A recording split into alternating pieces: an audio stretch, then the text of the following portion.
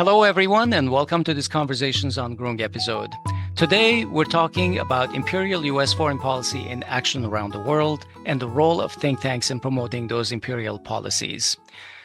For this, we are going to be joined by Captain Matthew Ho, a veteran Marine Corps officer, a former diplomat, and prominent anti-war advocate. So stay tuned for this exciting discussion. Asbed, today our YouTube channel crossed the 10,000 subscriber mark. Woohoo! And and for this, I think this is a validation that we're continuing to bring interesting conversations Yeah.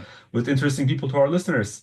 So, welcome to our new listeners. We do appreciate your presence and your interest. And our promise is that we will continue to bring interesting conversations and weekly reviews of the Armenian political landscape to you. And folks, I also have one special request for you today. Since you subscribe to us on YouTube, you might like to know that we're also on Apple Podcasts and Spotify, two platforms which would really love to grow on in 2025. Yeah. So please consider doing us a favor and open your podcast app, search for us and subscribe on those platforms, and also consider leaving us a review. You can find us by searching for Armenian News Network. That's I right. really That's right. appreciate it. Yeah. We also appreciate your thoughts and your comments on our YouTube video pages. We really think that they are making a difference and giving our channel and videos more visibility on YouTube. So please stay involved. Share our shows with your friends and circles and like them. And of course, we would always appreciate your support. So if you can, please consider going to our page, podcasts.groong.org/donate, and consider becoming a sustaining member by using either our Patreon or Buy Me a Coffee pages. Thank you. All right, on to the show. Captain Matthew Ho, welcome to the show. Well, thank you for having me with you. Welcome to the show, Captain. For those who are not familiar with your story, please, let's begin the discussion with a little bit of your background, if you don't mind. Sure, thank you. Thank you. So I was a Marine Corps officer. I was in the wars in Iraq and Afghanistan. In Afghanistan, I was a State Department officer, a political officer, and that was 2009. And at that point, having been in the wars, having been in the war in Iraq, uh, being then in the war in Afghanistan, realizing that there was no difference between the two wars essentially. You could point to, details and tactical and operational level things, but fundamentally the wars were the same. Uh, I resigned my State Department position in protest over the escalation of that war in 2009, and started working in opposition towards American foreign policy, end the endless wars, promote a foreign policy based upon diplomacy, not on militarism. Very anti-imperial approach in many ways, but one that fundamentally came back to the idea that the United States' efforts overseas through its war making were not just making things, of course, much worse for the people who were living under those wars and occupation, but were also making things much worse for the entire world, including the United States. One of the ways I believe that the empire, as you say, is able to maintain, support or consent for the war is through massive amount of propaganda. And when you were, for instance, deployed in the military or in the State Department, how did the realities on the ground like differ from what we were reading in the media? Yeah, no, it is. I mean, certainly, there wasn't the depiction of what life was like for the Iraqis or the Afghans. And so I think that was probably what's most striking in terms of the dissonance between the American media's coverage of those wars and the reality of them. And what was occurring to the Iraqis and Afghans wasn't even secondary or tertiary, it was levels below that.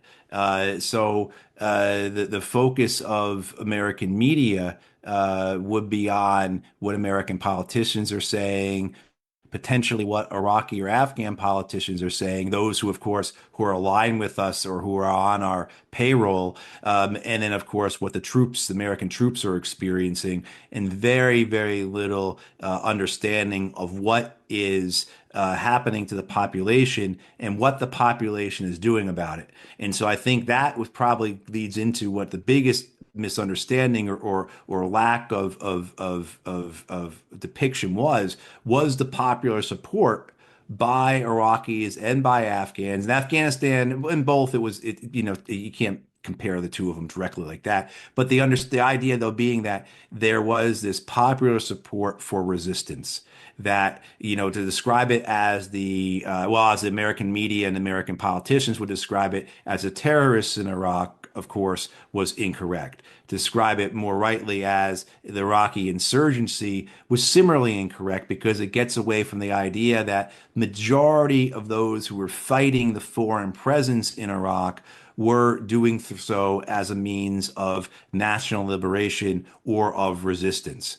And so, to have this idea to express that who we were fighting in Iraq were not terrorists, and they weren't really insurgents either. They were resistance fighters. I think that is probably the thing that the American media most fundamentally misreported to the American people. And that's something that you have the understanding of when you're there. When you have this understanding of, look, if foreign troops were in my town, if this was happening in my village, in my city, what would I do about it?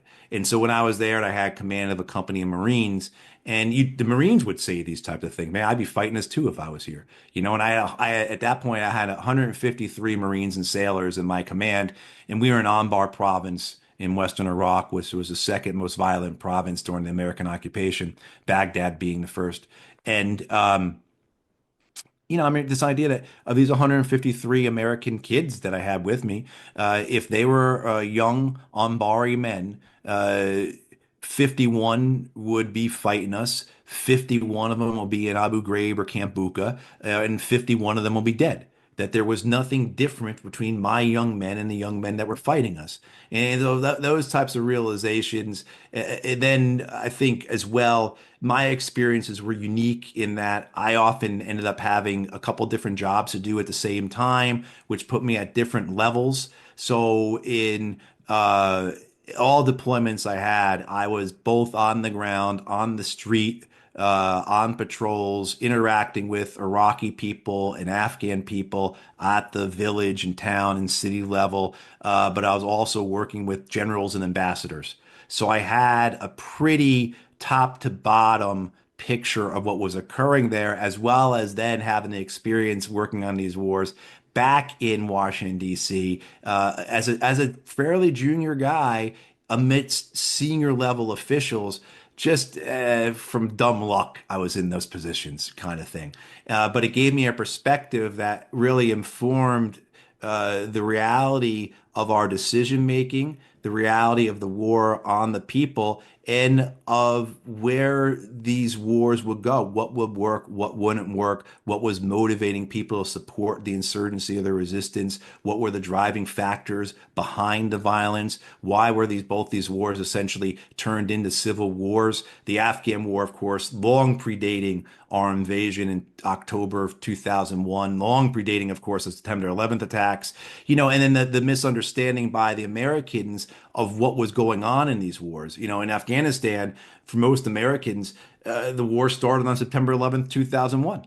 Meanwhile, the Afghans, they would talk about, well, when the king was deposed in 1973, like that would be maybe where the story would begin. And the same with the Iraqis as well, right? The Iraqis would be like, well, so there is a lot, that's a very long answer to your question, Hovik, but a lot of those things. And then for me also too, I can't divorce the personal from it, where by the time I go and I resign and protest for my position in Afghanistan, I'm morally and intellectually broken. I've taken part in these wars for a couple of times in Iraq, as well as taken part in them through my positions in Washington, D.C. And I've just continually lied to myself about what's occurring, why I'm taking part, what is the reality of these wars. I disagree with them. I don't believe that they're going to work, that type of thing. And I keep taking part. So by the time I resign resign and leave Afghanistan, again, I'm morally and intellectually broken,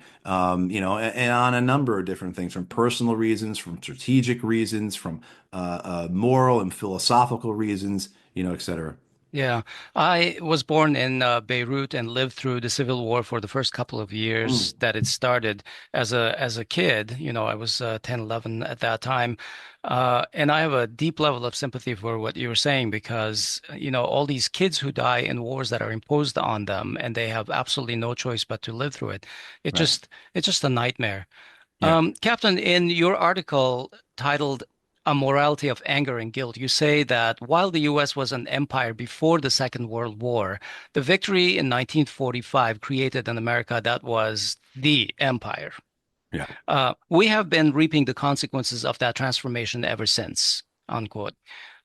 What makes this empire tick, and what is the imperial mindset that you were describing? Oh, okay. So yeah, the American Empire certainly predates the United States itself.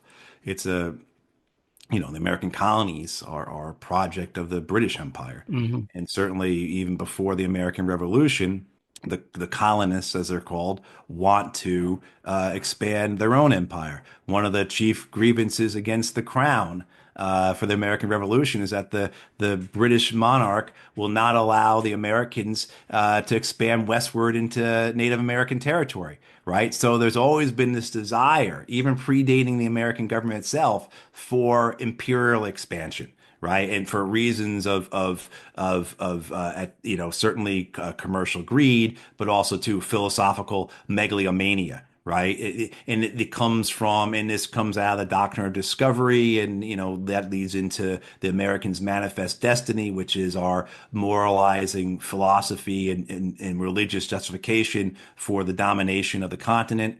You're right. I mean, but then that expands. What occurs then is that as the last Native American, or the last American Indian tribe is subjugated in the early 1890s, within a couple of years, you have the coup occur in Hawaii. You have the Bayonet Constitution, as it's called, put into place.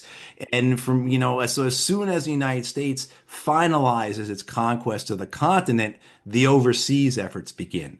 Right. So then you have Hawaii, and then you have the Spanish American War, which takes Cuba and Puerto Rico and the Philippines. I mean, and so on and so forth, rolling up through, the Second World War, certainly all throughout Central America and South America. Throughout the 19th century, you had this type of American imperial efforts and conquest and domination, et cetera, et cetera. So, getting to this point, past the Second World War, you have an American empire that is motivated by both economic concerns and philosophical megalomania ideology. And it's impossible to understand which comes first. And to me, they are essentially two sides of the same coin. It's essentially a chicken and egg type of argument of which comes first. And that's what underpins and drives the American empire. No different, I think, than probably most empires, in terms of the justifications. But there's not one simple answer for it. And within the empire itself, there are various elites that populate the top levels of the empire. They're the ones who manage the empire, who direct it, and also profit from it. And these elites compose a variety of industries, a variety of pursuits, fossil fuels, banks, media, the military industrial complex, political class, its own separate form of elites. And you'll see, I mean, and they're driven by different desires, but they all come back to the same understanding of the need to preserve the imperial order. And those who are the officers of the empire, who I guess are chartered to ensure the empire's success, and that success means at a minimum maintenance of the empire, if not expansion of it, then you see that class as being primarily a political military class, which are not driven by, or who are not driven by, the same interests as the other elites that populate the top tiers of the empire, who are driven more so by, say, economic concerns. So both of them work together. They're intertwined. The elites understand what is good for one elite is good for me, and what's bad for one elite may be bad for me. This is why they join forces and interlock arms.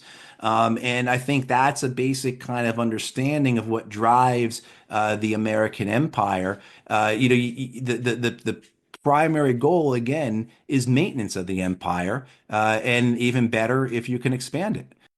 So, from the perspective of what you just said about elites, would you say that in addition to the US, do you believe that there are other empires or perhaps other geopolitical actors with imperial ambitions? Sure. Oh, absolutely. Both within the American empire as subsets within the American empire. Israel would be a great example of that, right? Hmm. See what's being carried out right now with Israelis, with Palestine, of course, but also with, say, Lebanon and Syria. Syria. Yeah, exactly. So, and but the other nations as well have imperial ambitions.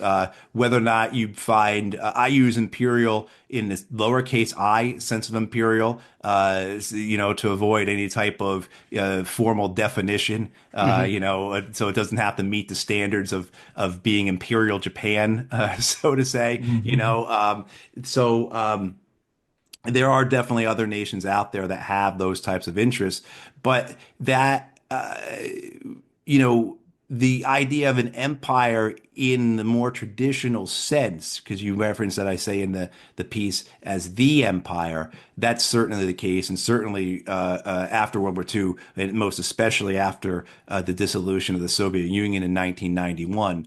So December 91, when the flag comes down at the Kremlin, that's it. The American empire is the empire. Hmm. And what you've seen, I think, so tragically and horrifically over the last 30 years is a maniacal and hysterical one celebration of the spoils of that victory, the entitlement that comes from it, that we own everything, as well as this idea that we somehow have to prove that no one could ever challenge us, and then seeing any threat, perceived or real, as an existential threat that must be met with the full weight of the empire, again, to destroy the threat as well as to make an example of it. Matt, the US participated in various wars or military operations, with the most notorious, I think, being Afghanistan, Iraq, Syria, Libya, and I would say even Ukraine, although we're not directly fighting there, but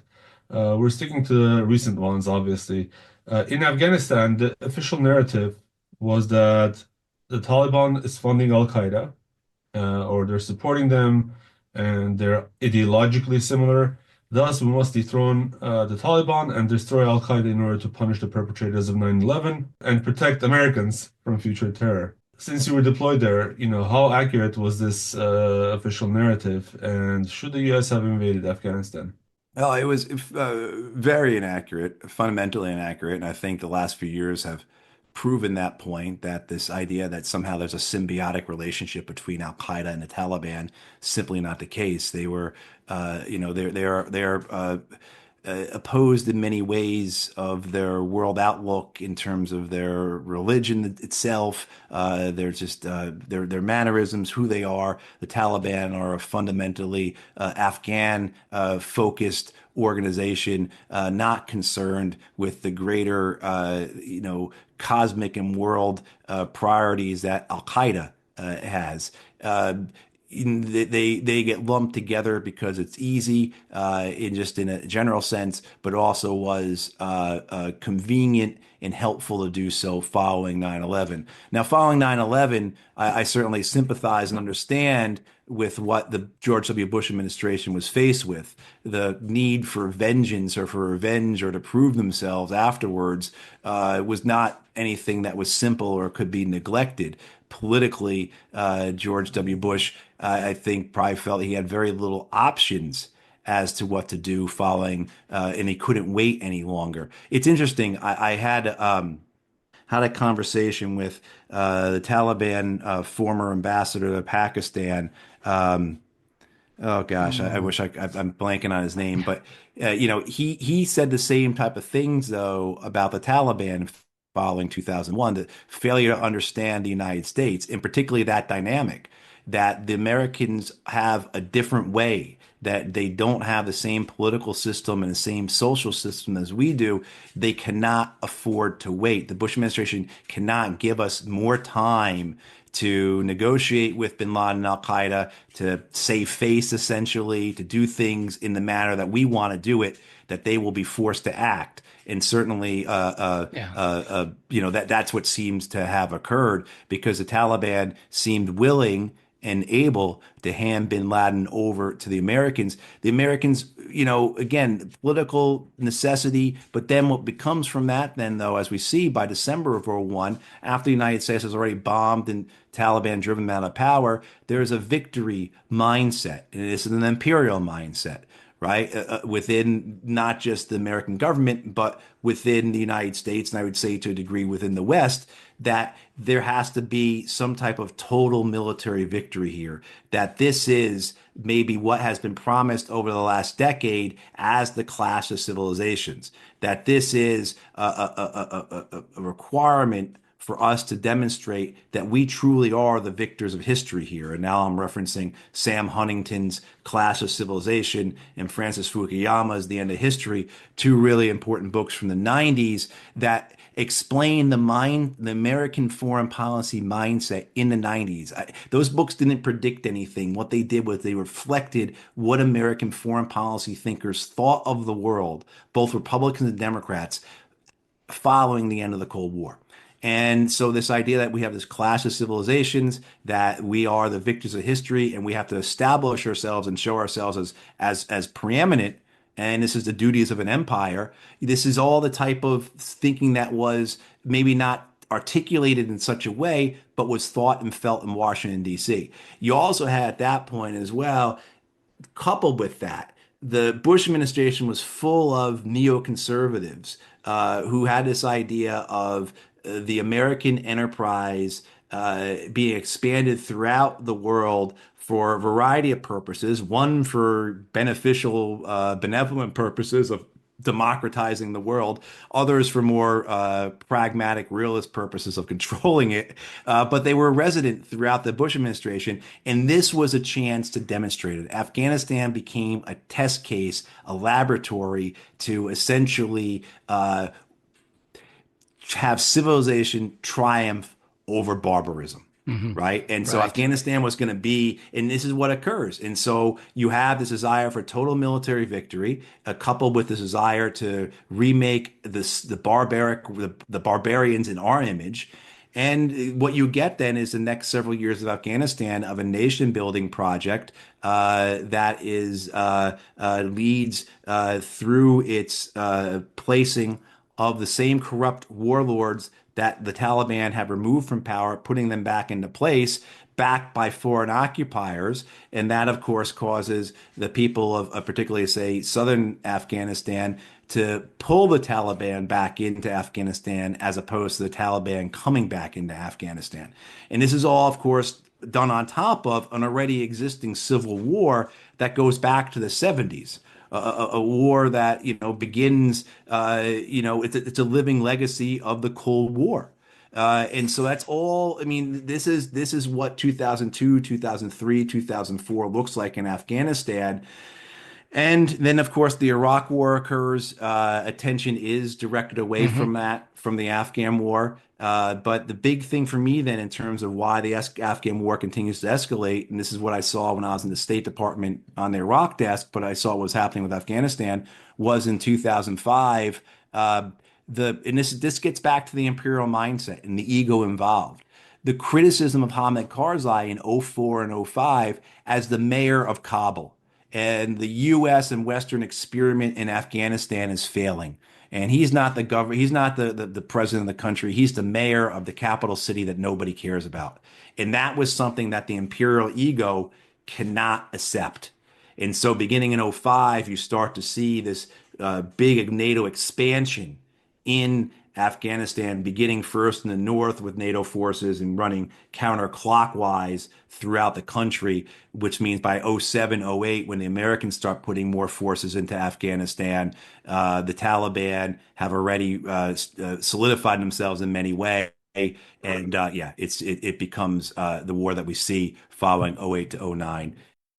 In Syria over the past month, of course, we're all seeing what's happening. And what's interesting is that I had this watch set up on my phone. There's this app that continuously checks the website to see if it has changed. And I had put a watch essentially on Al Jolani's wanted poster on reward. I forget the official U.S. government rewards website. And Yeah. just today, it seems like I got a response saying the page is no longer to be found. No kidding. So yeah, so I mean, I'm not sure. Maybe this is a glitch, but I doubt How much was uh, it? Was it $10 million, I think? Yeah, yes. yeah. It just amazes me that one day we can treat someone like a terrorist and another day as a partner in nation building. And the same seems to have happened in Afghanistan. You know, how can like Al-Qaeda, who I remember, I mean, everyone had these, and the thing is, it happened in our lifetime, right? We saw 9/11, we saw those buildings being hit. And in one country, it's the mortal enemy, and in another country, it's apparently going to be our future partner in statecraft. That's right. And I mean, of course, the evolution of Al Qaeda, right, from being freedom fighters, these brave Arab fighters who went to help the Afghans win their freedom against the Soviets, right? I mean, that storyline to what we saw Al Qaeda in the '90s, the 2000s, and then at some point, 2012, 2013, they were on our side. Particularly Hmm. once we had killed Osama bin Laden, that name recognition was there, and then you can convince them to change their name and rebrand, and in the reach that this goes to, the euphemisms throughout the Syrian war in the United States. Of course, it was about moderate rebels, Right. and then I just as these forces were coming out of Idlib, I heard a commentator describing them as constrained jihadists. Was the term, right? I mean, so that you see these guys, it's kind of laughable. You watch some of these interviews coming out of Damascus, which these senior jihadist leaders, and it looks as if the suit and tie and shirt they're wearing, you can guarantee that the tag is still on it. So putting these guys, and this would be a big question, right? What is going to happen? Are they going to remain true to their identity? Are they going to remain true to their history, their philosophy, what they fought for, what they believed in, where they came from? Muhammad al-Jilani or Ahmad al-Sharar, which is his real name, which he's going by now, I guess. He's Hmm. dropped his nom de guerre. So this is a man who has been fighting for more than 20 years. He went to Iraq to fight us in Iraq. Spent 5 years in an American prison in Iraq after fighting us for several years. I mean, so the idea that somehow he has lost his ambitions of a caliphate essentially, and it's hard to believe. The idea, I think, for me, the question for me and for others is Damascus enough? Is two-thirds of Syria enough?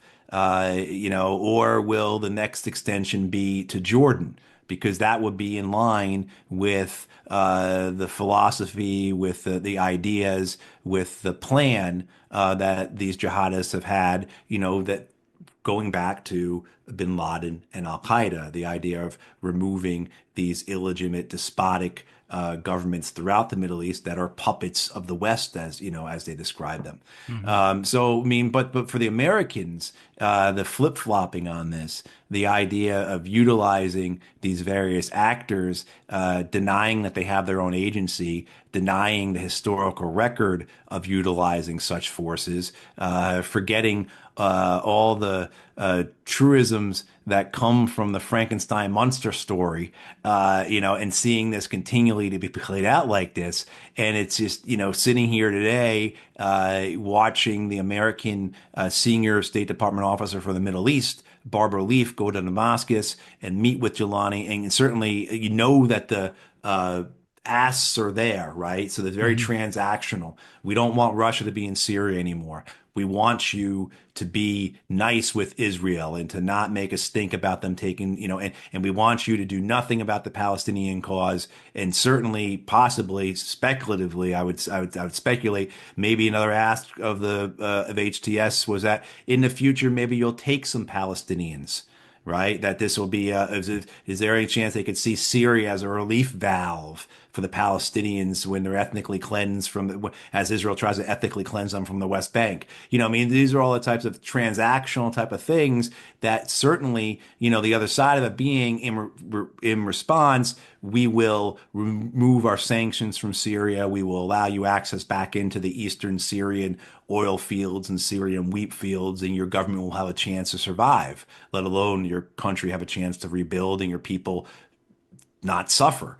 But so that's a transactional way that the American empire views others. It's a divide and conquer type of Hmm. approach, and it's imperial. This goes back to the way Caesar did it in Gaul, right? I mean, so this is a typical essential aspect of how an empire tries to rule overseas, particularly via proxy, because one of the things that's unique about the American empire is the use of American military forces has, in a ground combat role, has become politically, I don't want to say impossible for the Americans, but politically very difficult. Certainly, you see the results of the Iraq War on the '06 and '08 elections. Obama gets away with it in 12 for a variety of different things with Afghanistan. One, because the Great Recession is occurring and 10 million Americans have lost their home. But two, because he smartly begins to draw down of American forces from Afghanistan in 11. So by the time the 12 campaign comes around, when Afghanistan has more than 70 some odd percent of Americans opposed to it, he can say, yes, I know, we're getting out. Right. So, I mean, but the political consequences of foreign wars is well understood in American politics now in a way that 15 years ago it wasn't. 15 years ago, whether it was with the George W. Bush administration or with the Barack Obama administration, the idea of a wartime commander in chief was a very popular political objective. This is Karl Rove in the first W. Bush term. Wartime commander chiefs are reelected. This is why we need Hmm. the war in Iraq. The war in Afghanistan is not good enough. Not enough people are being killed. We want it too quickly, want it too easily. We need something with a little more substance, and we need something that everybody knows. Everyone remembers Saddam Hussein, so that type of thing.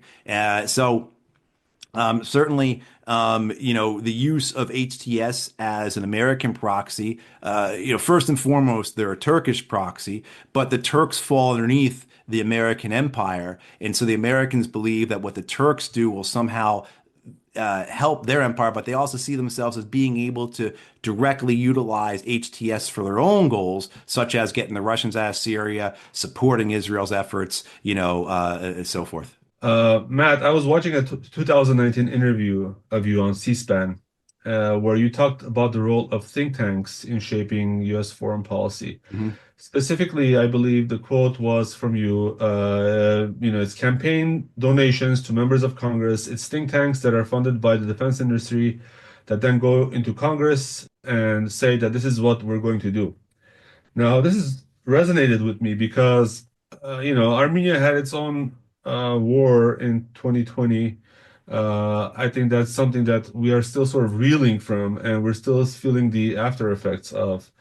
And the role of think tanks, I think, is also relevant to our region. There was this 2019 RAND Corporation report called Extending Russia, Mm.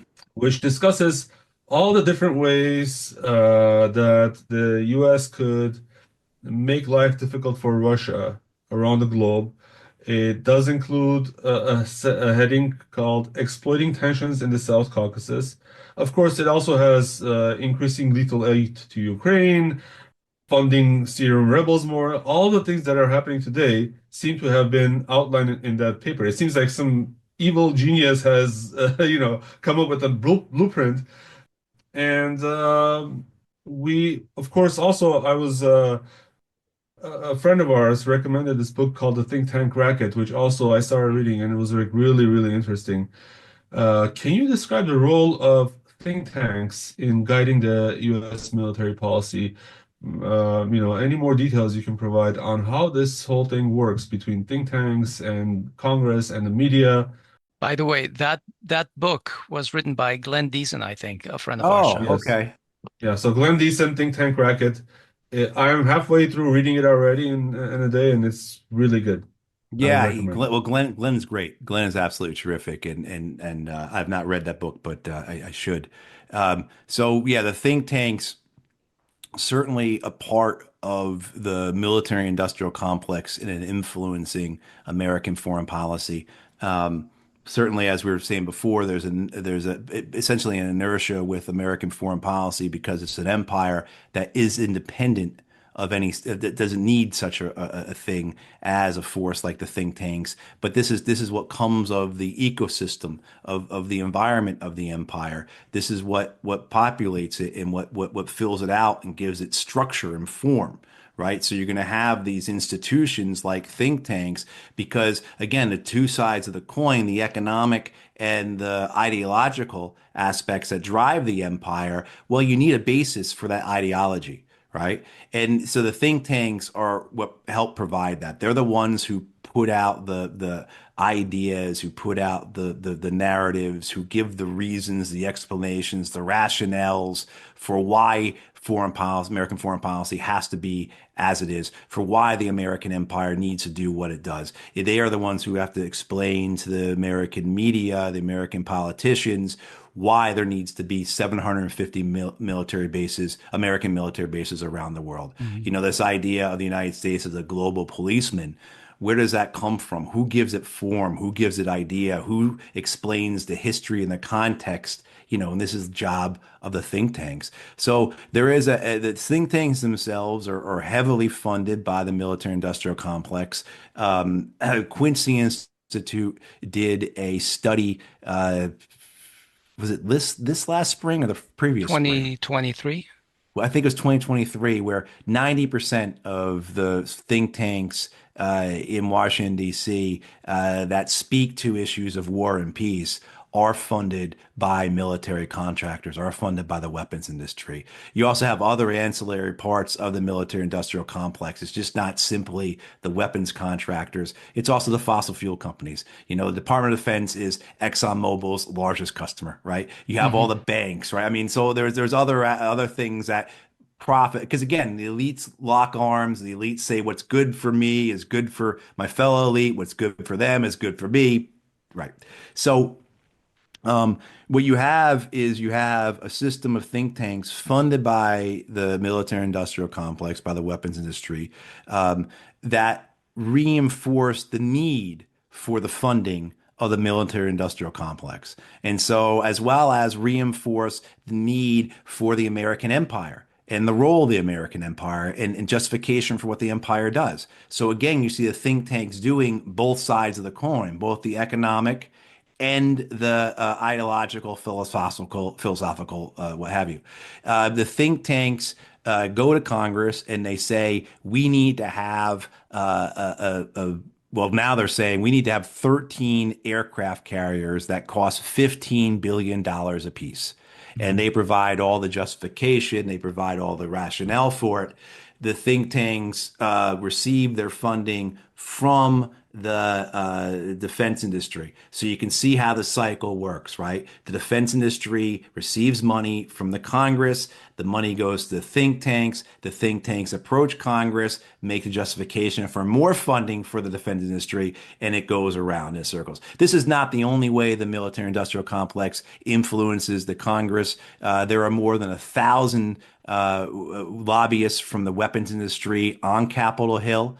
And just to give you an idea of how effective that is, the return of investment on that is, it's something that it's roughly that between 2001 and 2021, the weapons industry spent $1 billion lobbying Congress. In return, they received about $7 or $8 trillion directly Right. during that time. Yeah. Overall Pentagon spending was 16 trillion from '01 to 21. The weapons contractors got about half of that. It's pretty good Mm. return on investment. Billion Excellent dollars return. for, right? Yeah, I mean, I mean, you see how effective this is. But it goes beyond levels beyond this. The think tanks go into Congress and they say this is what needs to happen. We need to have 13 aircraft carriers. Who are the men and women who are the staff people, whether they're in the personal offices of the members of Congress or on the committee offices? These are all men and women who come out of the think tanks. And It's a these are all revolving men and door. women who've been vetted and approved by the military industrial complex. And the same thing, too, when you go to the Pentagon, you go to the State Department, you go to the CIA, you go to the National Security Council. Where do these men and women come from? When the Biden administration ends in a month time, exactly a month, I guess today's the 20th, right? So in a Right? month That's time, right. right, Yes. when the Biden administration ends, where do you think those people are going to? Right? Many of them will go to think tanks and they're essentially holding pens. And Mhm. then the men and women who are going to populate the Trump administration, where are they coming from? Many of them are in think tanks right now.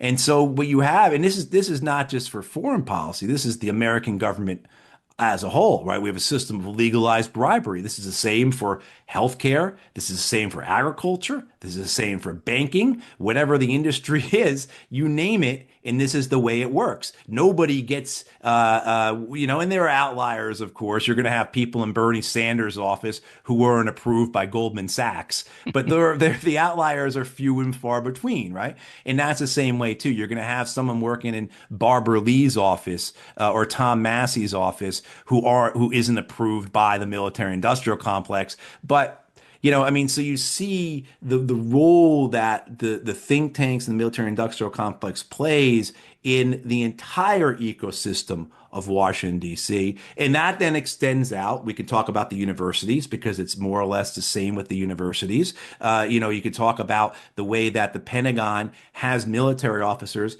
in nearly every congressional office, the way Mm. that the information that goes to whether it's the Pentagon, whether it's the White House, whether it is the Congress, especially the Congress, comes through think tanks or consulting firms or contractors, whatever you want to call them, so that you get to the point that the majority of those who testify before Congress, not just in formal settings, but who go in for closed door briefings or even just to go in and talk to the members, are coming from military industrial complex funded think tanks. So it becomes a closed system. And this is why there's so little original thought, so little dissident thought, so little thought in terms of the foreign policy world that it's called the blob. And that's essentially what you're looking at. Yeah. So originally, Matt, as you were talking about these think tanks, it almost seemed like they're just laying out the vision for foreign policy, diplomacy, and things like that. But actually, what the way it is working, it seems like it's more like an advocacy or a lobby group for these various industries, like Yeah. the military industrial complex. Uh, I'm just wondering if there needs to be more transparency about the way that these guys are funded, right? When they go in front of a congressional committee or you give some money to a university and it just disappears in there, and then there's a research group. People lose track of where the money's coming from and who these people are motivated to promote in their Right. papers. Absolutely. Also too, it's just not the private sector that funds the think tanks. Hmm. The public sector funds as well. So the Hmm. American government actually funds think tanks.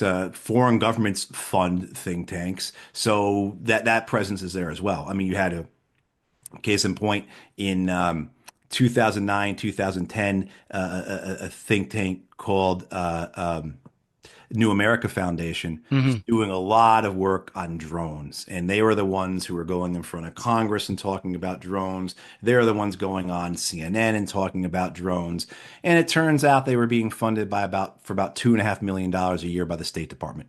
So what do you think their analysis of the American drone program was? It's working and it's not killing any civilians, which was completely the opposite of what the drone program was, right? It didn't work and it kills a ton of civilians. You know what I mean? So yeah, you have all that. And then there's what didn't even bring up was the media. And this gets to your point about transparency, right? That, you see on the media these think tanks representing supposedly independent, neutral experts, and they're not. They're funded by the weapons companies. They have their relationships with the military, and they're anything but independent. But you see somebody who has a title on the Chiron, on the description, on on CNN or Fox, or they're quoted in the Washington Post, and there's no acknowledgement that there is funding here that Funding. drives an agenda. Absolutely. Anyone, right? Anyone who thinks that the money doesn't matter just hasn't been around money that matters, that type of thing. It's just the way it is.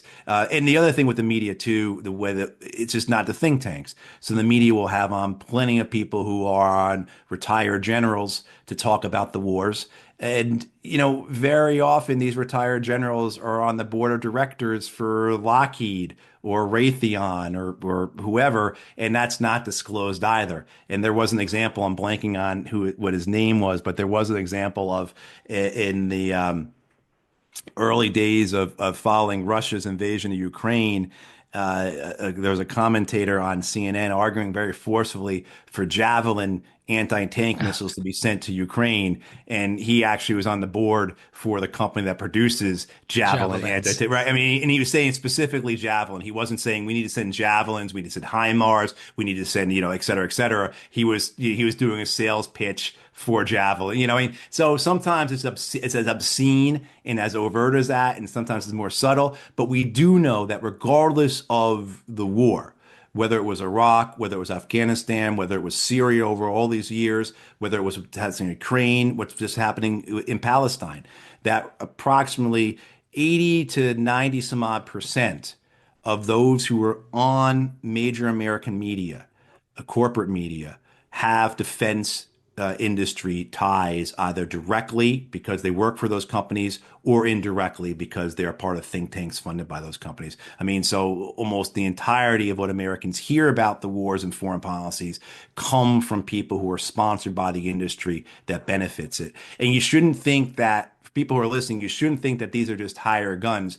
These are true believers. Again, there's the ideological philosophical side of the empire. These are people who are true believers, who actually do believe in all of this, and that can't be underestimated or not understood, because there are Washington D.C. is made up of thousands and thousands of people who really do believe in the American empire.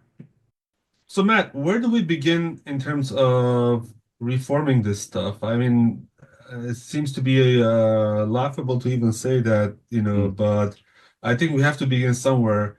What is the lowest hanging fruit in terms of exposing, in terms of arguing against and trying to reform this, self-fueling military industrial complex, I guess, but with think tanks being a major part of it. Information itself is important, and we get that through a variety of ways now that we didn't. So what you all are doing here in terms of your podcast, this independent media, alternative media, the ability for people to learn things that are outside the scope of the typical narrative, or to go into detail on things that are antithetical to the interests of corporate media, is certainly something available to us now that wasn't really available to us 10, 15 years ago. And I think we see that.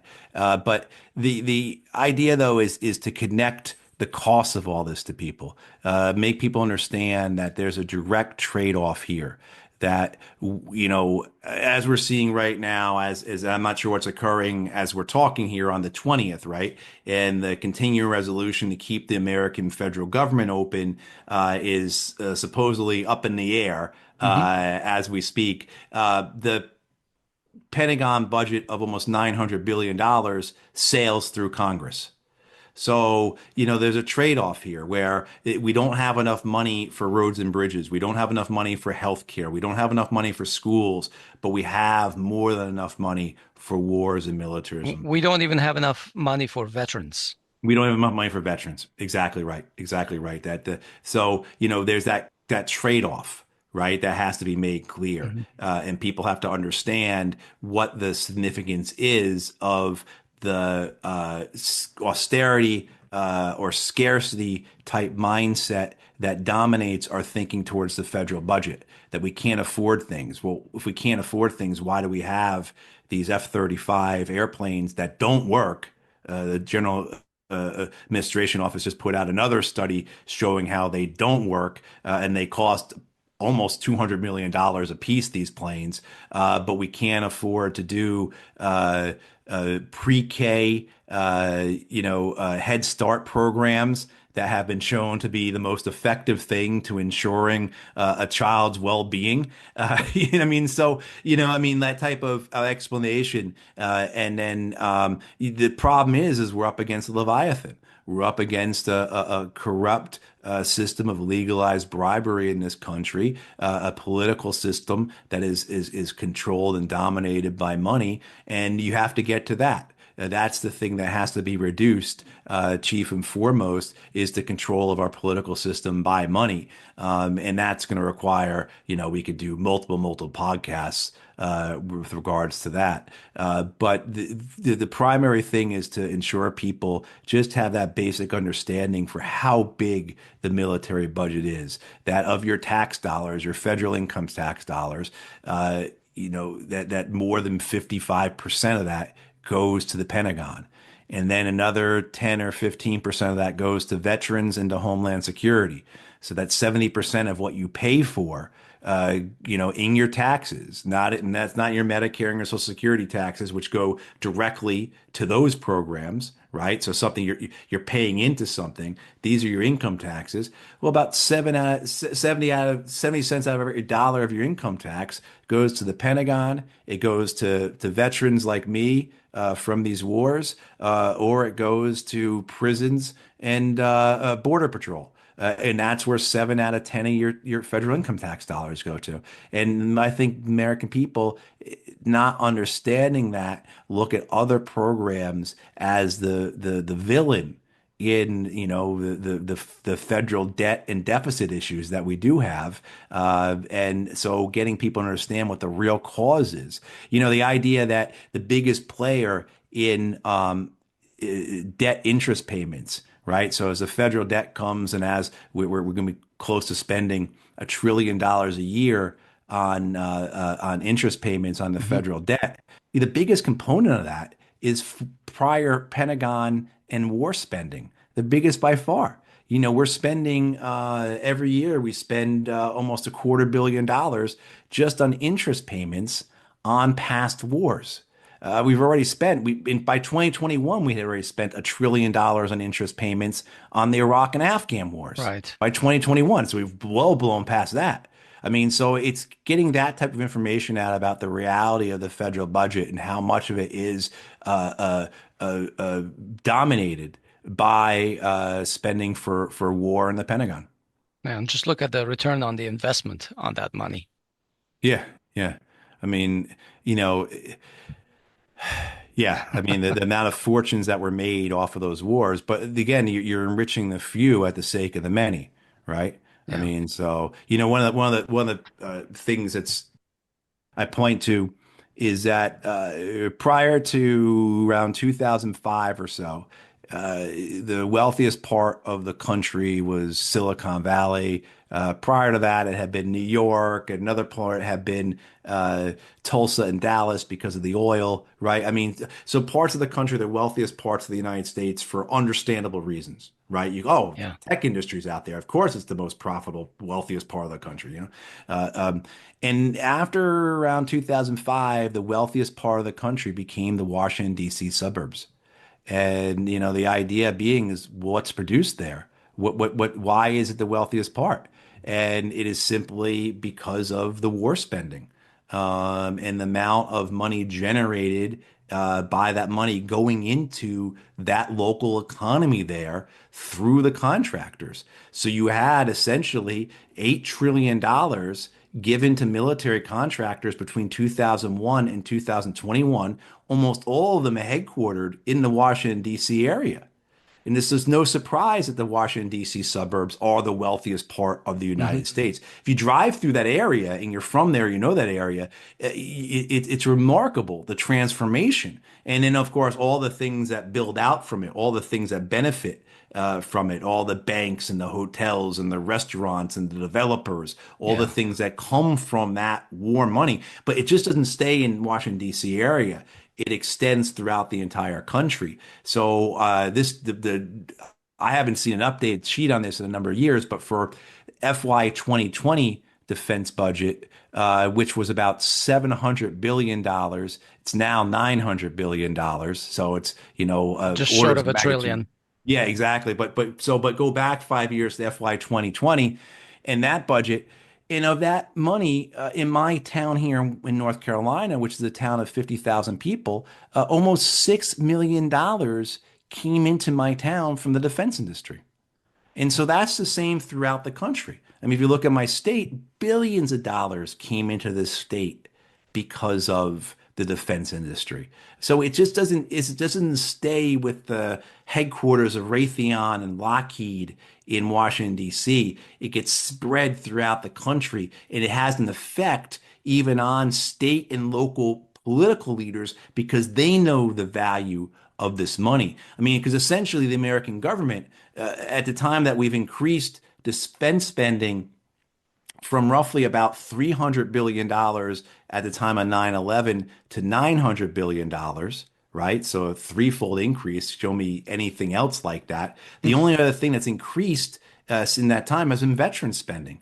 Pretty much all other federal discretionary spending, even as we've grown as a nation by 50 million people, has either remained flat or decreased over that time. And then you have blips like the bailouts in '08 and then the COVID relief in 2020 and things like that. But for the most part, the only thing that's been fueling this wealth increase has been the wars. I mean, the consequences are, of course, that what's not being funded are schools or roads and bridges or healthcare, et cetera. Fascinating stuff. All right. I'm sure we're going to continue this conversation because there's so much more to this. This is probably just the tip of the iceberg. All right. Let's leave it there for today. Thank you, Captain Matthew Ho, for joining us. Thank you both very much for having me join you. Thanks, Matt. That's our show today. This episode was recorded on December 20, 2024. We've been talking with Captain Matthew Ho, who is Eisenhower Media Network Associate Director. He's a former U.S. Marine Corps captain and State Department officer, and Iraq War combat vet and Afghanistan War State Department officer.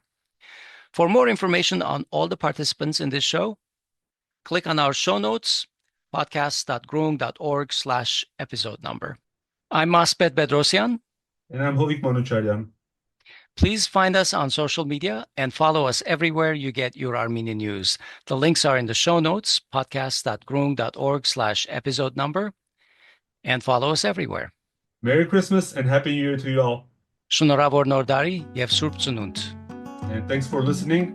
Talk to you soon. Talk to you soon.